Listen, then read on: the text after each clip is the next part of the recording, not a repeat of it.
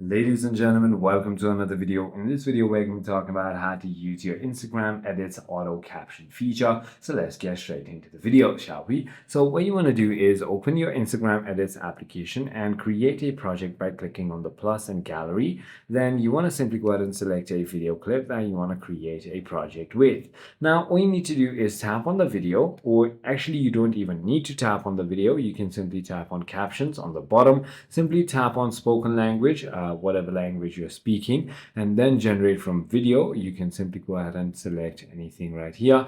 You can also go ahead and choose style, so whether you want it like that, and then click on generate caption. It is going to go ahead and take a little bit of time, but once it does, it is going to go ahead and generate accurate captions depending on the video and how accurately you've spoken or how loud you are. So if I play the video, as you can see, it is going to simply go ahead and show the caption right over here. So it is as simple as that. I hope this video clarifies everything for you. If you have further more queries, feel free to comment down below, and I'll see you on the next one.